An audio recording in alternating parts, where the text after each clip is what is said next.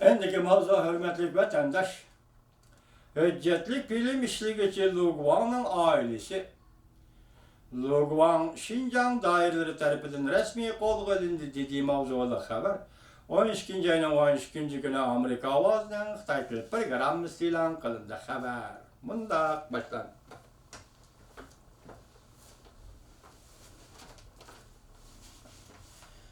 Haber bunda başlan.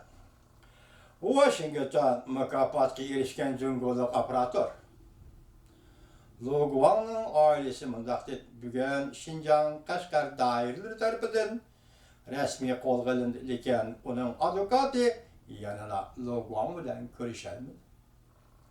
Ailesi yaqinda Qashqarga telefon berib xabar topdiki, Lu Guang Qashqar viloyatlik saf idorasidan rasmiy qo'lga olindi.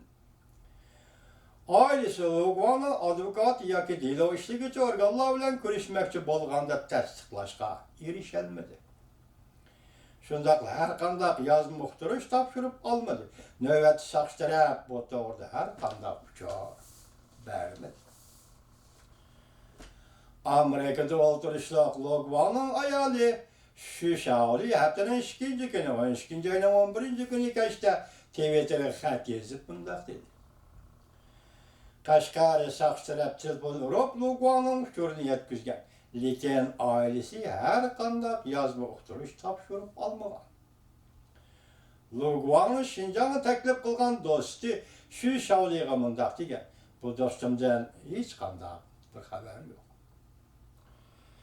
Lu Guang'ın New York shahrida o'ltirishliq hujjatli film ishlaydigan operator edi Lu Guang.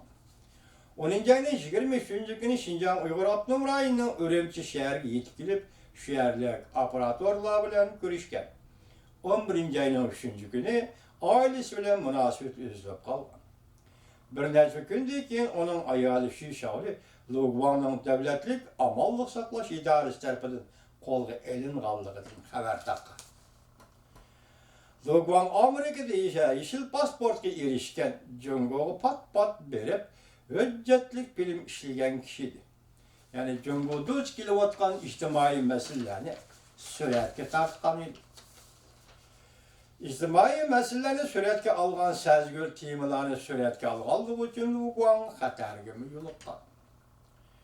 Muxbirlarni qo'g'dash jamiyati va xalqaro muxbirlar tashkiloti qatorliq tashkilotlar Jungo doiralaridan Lu Guangni turmadan qo'yib berishni murojaat qildi.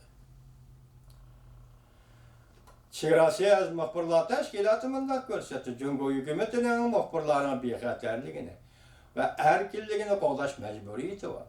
Cümleden Şinjan Uyghur Abnum rayonu öz içine aldı. Anlaşılan qaraganda 1 milyondan artıq musulmonlar mutlaq köp sandı Uyg'urlar. Sotning hükümünden o'tmayla Şinjan'da yig'ib olish lagerlariga qamaldi. Qamalganlar qatorida cümleden muxbirlar va ularning oila tabiatlari bor edi. O o'xshashla haftaning 2 kuni Jungo Tashqi ishlar ministri Wang Yi bir qatimliq faoliyat so'rinda Jungo fuqarolarining normal huquqlariga ixtiyoriy daxlataruz qiladigan har qanday zo'ravonlik Jungo taraf hargiz qarab o'tirmaydi.